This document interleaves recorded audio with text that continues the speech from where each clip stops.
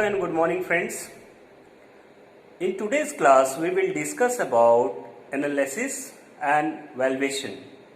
एक को हम विश्लेषण कहते हैं, दूसरे को मूल्यांकन। किसी भी चीज का मूल्यांकन करना बहुत आवश्यक होता है, विश्लेषण करना बहुत आवश्यक होता है। चाहे आप किसी भी फील्ड में हो, आप आगे बढ़ना चाहते हैं, आप करियर बनाना चाहते हैं, तो मूल्यांकन बहुत आवश्यक होता है। सबसे पहले समझते हैं विश्लेषण क्या है, यानी कि एनालिसिस क्या होता है और कैसे किया जाता है। यही वो क्वालिटीज होती है दोस्तों जिसको अच्छे एग्जाम्स में, जैसे आपके डिफेंस सेक्टर है, आपके यूपीएससी है, पीएससी है, एसएससी है, बैंकिंग्स में है, देखा जाता है और बहुत इसकी क्षमता को परखा जाता है, तभी आपका सिलेक्शन हो पाता है। आप पढ़ाई को भी, किसी भी नॉलेज को भी अंदर ग्रैब तभी कर सकते हैं जब आपके अंदर ये क्षमताएं दिखेगी या फिर आपके एग्जाम्स में ये सारी चीजें उपलब्ध होगी।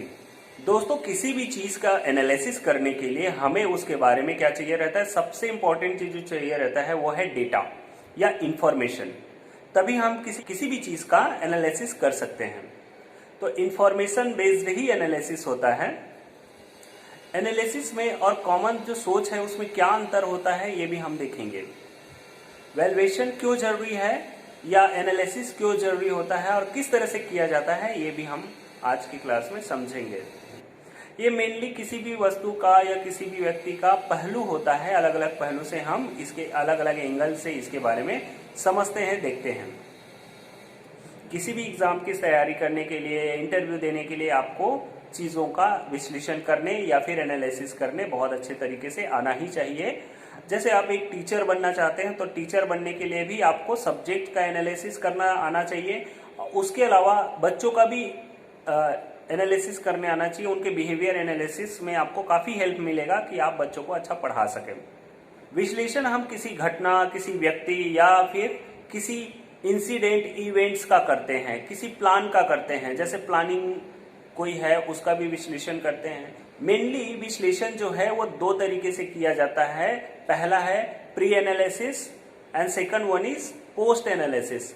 प्री एनालिसिस शुरुआत में होता है किसी घटना के, और पोस्ट एनालिसिस उस घटना या फिर उसके पहलू को देखना होता है कि घटना के बाद क्या उसका रिजल्ट आया है, या किसी इवेंट का, जैसे कोई ऑर्गेनाइज होता है इवेंट, उसका भी हम इसी तरह से विश्लेषण करते हैं।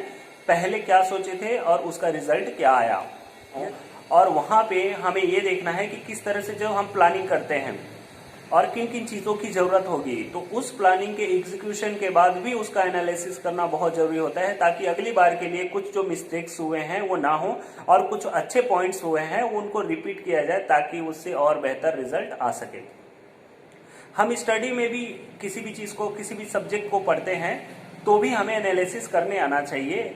हमारा एनालिसिस कैपेसिटी ही है जो किसी भी नॉलेज को हमारे अंदर पुट करता है। अगर हम एनालिसिस ही नहीं करना जानेंगे और हम किसी भी बात को, सुनी सुनाई बातों को, देखे हुए बातों को हम मान लेंगे, तो ये हमारा बिलीफ बनाएगा, ना कि तथ्यपरक एक विश्लेषण और एक सच्चाई पर आधारित कोई एक कंक्लूजन होगा। इसीलिए हमें सही कंक्लूजन के लिए, सही डेटा के लिए हमें सही विश्लेषक होना बहुत आवश्यक है। चाहे आप किसी भी फील्ड के स्टूडेंट हैं, बिजनेसमैन हैं, कोच हैं, कोई भी चीज है, या फिर स्पीकर हैं, आप एक खिलाड़ी हैं, तो आप अपने एनालिसिस करने की क्षमता के आधार पर ही आप डेवलपमेंट कर सकते हैं, आपके अंदर इंप्रूवमेंट आएगा।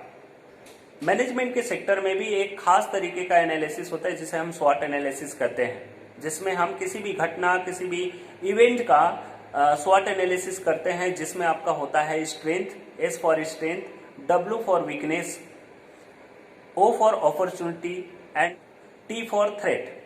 किसी भी घटना का या किसी भी व्यक्ति का strength, weakness, opportunities and threats, इसी के आधार पर कोई कंक्लूजन निकाला जाता है जिससे उस घटना का विश्लेषण होता है, और इन्हीं रिजल्ट के आधार पर कोई भी प्लानिंग, कोई भी जो मेंटरिंग है, कोई भी एक्शन प्लान तैयार किया जाता है और इसी के आधार पर एक्शन लिया जाता है। सो SWOT analysis is also very important tool in management sector. It is used. आप भी अपने आप को स्ट्रेंथ, वीकनेस और अपॉर्चुनिटी, थ्रेट्स को एनालाइज कर सकते हैं इसी मेथड से। बाद में एक एग्जांपल लेकर के हम इसको देखेंगे कि किस तरह से इसको किया जा सकता है। दूसरा शब्द है मूल्यांकन यानी कि वैल्यूएशन। मूल्यांकन करना एक खास क्वालिटी होती है, वेरी वेरी इंपॉर्टेंट स्किल। आप कोई भी कहानी पढ़ते हैं, किसी स्टोरी को देखते हैं या किसी व्यक्ति को देखते हैं तो आप अपने मन में उसका मूल्यांकन चालू कर देते हैं। लेकिन अच्छे मूल्यांकन यानी कि अच्छा वैल्यूएटर तभी हो पाओगे आप तभी हो सकते हैं जब आप चीजों को, सही इंफॉर्मेशन को आप पुट करते हैं, सही क्रम में पुट करते हैं और उसके एक डीप स्टडी करते हैं। जैसे सपोज आप एक टीचर हैं, अभी मैं बातें जो कर रहा हूं वो रैंडम बातें हैं। जैसे आप एक टीचर हैं, आपने अपने सब्जेक्ट को अच्छे से एनालिसिस कर लिया है, अच्छे से उसका मूल्यांकन भी कर लिया है, तो आप उस सब्जेक्ट को अपने हिसाब से बहुत अच्छे से डील कर सकते हैं और बच्चों को भी बहुत अच्छे से समझ में आएगा। हम कोचिंग चलाते हैं या फिर हम जो बिजनेस कोचिंग देते हैं, हम बिजनेस को बढ़ाते हैं, तो हमारा यही मूल्यांकन या यही जो एनालिसिस और वैल्यूएशन है, यही हमें एक बेहतर स्पीकर बना के रखता है। यही तरीका होता है जिससे कि हम सेल्स को प्रमोट कर सकते हैं, बिजनेस को प्रमोट कर सकते हैं, ट्रेंड कर सकते हैं या किसी भी लॉसेस को रिकवर कर सकते हैं, किसी भी चीज को प्लानिंग कर सकते हैं। प्लानिंग और एग्जीक्यूशन के साथ साथ एनालिसिस और वैल्यूएशन बहुत बहुत इंपॉर्टेंट होता है। जैसे आप एक स्टूडेंट भी हैं तो भी आप अपनी स्टडी का वैल्यूएशन करते हैं, एनालिसिस करते हैं, तभी आप डेवलपमेंट की ओर बढ़ते हैं। अदरवाइज क्या होता है, आप पढ़ तो रहे हैं, पढ़ते जा रहे हैं, बहुत सारा नॉलेज आ रहा है, भूल रहा है। आप किस चीज को कितना अच्छा पढ़े हैं और किस चीज में कौन सी पढ़ाई आपका बहुत अच्छा काम आएगा, किस में कितना स्कोर आएगा, ये सारा चीज आप नहीं समझ पाएंगे अगर आपने अच्छा सा इसका एनालिसिस या वैल्यूएशन नहीं किया है। जैसे कोई भी एग्जाम है, यूपीएससी आप देना चाहते हैं, तो यूपीएससी देने के पहले आपको जो लास्ट 10 इयर्स के जो पेपर आप रिव्यू करते हैं, ये भी एनालिसिस का ही एक पार्ट होता है, मूल्यांकन का ही एक पार्ट होता है। सबसे पहले एनालिसिस होता है किसी भी घटना, किसी भी चीज का, उसके बाद उसका मूल्यांकन करते हैं। जो एनालिसिस होता है वो उसके अंदर इंग्रेडिएंट्स को या उसके अंदर जो क्वालिटीज होती है उसको बाहर लाता है या डिसक्वालिटीज को बाहर लाता है। उसके बाद मूल्यांकन जो होता है उसकी उपयोगिता को निर्धारित करता है कि ये कहाँ, कौन से पर्सपेक्टिव में, किस तरह की चीजों के रूप में ये इंपॉर्टेंट हो सकता है या इसका इंपॉर्टेंस निकल सकता है। आप एक विद्यार्थी हैं और आप अपने एग्जाम को अच्छे से वैल्यूएट नहीं करते हैं, अच्छे से एनालिसिस नहीं किए हैं, तो आप एक अच्छी रणनीति नहीं तैयार कर सकते। और रणनीति का मतलब है स्ट्रैटेजी। और आप जब सही स्ट्रैटेजी बनाते हैं, सही वैल्यूएशन करते हैं, सही एनालिसिस करते हैं, इसी के आधार पर सही स्ट्रैटेजी बनाते हैं, अपने स्ट्रेंथ को समझते हैं, अपने वीकनेस को समझते हैं, अपने अपॉर्चुनिटीज को समझते हैं। जैसे आपका स्ट्रेंथ हो जाएगा कि आपका कोई पर्टिकुलर सब्जेक्ट है, बहुत अच्छा है। आपकी वीकनेस पॉइंट होगी, कुछ सब्जेक्ट होंगे जो आपको अच्छे से नहीं समझ में आते होंगे, उसका कंसेप्ट और क्लियर करना बाकी होगा। और अपॉर्चुनिटी ये होगी कि आपको अभी अपकमिंग कौन से एग्जाम्स आने वाले हैं। थ्रेट ये होगा कि उसके कॉम्पिटिटर कितने सारे हैं और आपके पोस्ट के लिए कितने एग्जैक्ट कॉम्पिटिटर हैं। अगर आप इसको मेजर नहीं करते हैं और आप अपने कट ऑफ को डिसाइड नहीं करते हैं कि आपको कितना लाना है, तो फिर आपकी तैयारी में उतना मजेदार पकड़ नहीं आएगा। क्योंकि ये कॉम्पिटिटिव एग्जामिनेशंस होते हैं, वो काफी स्पेसिफाई होते हैं, काफी अच्छे डीप नॉलेज को रिप्रेजेंट करते हैं और आपके बहुत सारी क्वालिटीज को लेकर के, जैसे मैथ्स है, रीजनिंग है, जीएस है, इंग्लिश है, इन पे आपकी पकड़ को बताने के लिए, पकड़ बनाने के लिए, पकड़ को एनालिसिस करने के लिए ही आपको ये एग्जाम लिया जाता है। यानी कि आपने जो एनालिसिस करके एग्जाम दिया उसका भी एनालिसिस होगा, उसी के आधार पे आपको नंबर मिलेगा।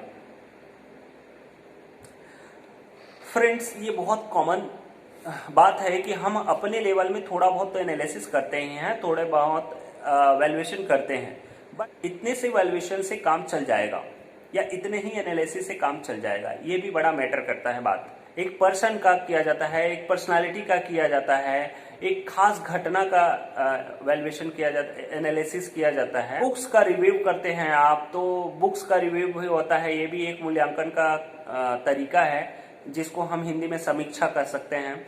आप एक लिखे हुए रिपोर्ट का, एक न्यूज का भी आप रिव्यू कर सकते हैं, एनालिसिस कर सकते हैं और उसका मूल्यांकन भी कर सकते हैं। ये बहुत खास चीजें हैं दोस्तों, जो आपके अंदर हर एग्जाम में देखा ही जाता है। और आज के डेट में जो भी आप प्रशासनिक सेवा अधिकारी के रूप में या डिफेंस सेक्टर में CDS, NDA या फिर NA की तैयारी आप कर रहे हैं, तो इन सब चीजों में वैल्यूएशन जो होता है या मूल्यांकन जो होता है वो खास तरीके से काफी अच्छे से डिजाइन किया जाता है। इसी के आधार पर बहुत सारे कैंडिडेट्स रिजेक्ट होते हैं और बहुत सारे कैंडिडेट्स जो होते हैं वो सेलेक्ट होते हैं। चाहे आप किसी भी सर्विसेज में जाएं, आप किसी भी तरीके के जॉब में जाएं, आपके वैल्यूएशन के आधार पर ही आपको नंबर अलॉट होंगे। जैसे एक कॉलेज में गए, एक संस्था में गए, वहां पे विवेकानंद का फोटो लगा हुआ था। मैंने विद्यार्थियों से पूछा भी, स्टूडेंट से, कि आप इसको कितना जानते हैं इस शख्स को। तो उन्होंने कहा, सर ये हमारे देश के महान आदमी हैं, इन्होंने अध्यात्म के क्षेत्र में काफ़ी बातें की है, काफ़ी चीज़ें की है, इसके कारण इसका नाम है। और ये एक स्पिरिचुअल लीडर है, युवाओं के प्रेरणा स्रोत है। लेकिन उन्होंने ऐसा क्या किया था जिसके कारण विवेकानंद आपके प्रेरणा स्रोत हो गए? क्या ऐसी चीजें थी, क्या ऐसी क्वालिटीज थी जिसके कारण उन्होंने एनालिसिस को जिसका कारण उनका नाम चलता है, उनका नाम आगे आया? ये सारा जो चीज है वो वैल्यूएशन में या फिर एनालिसिस में आता है।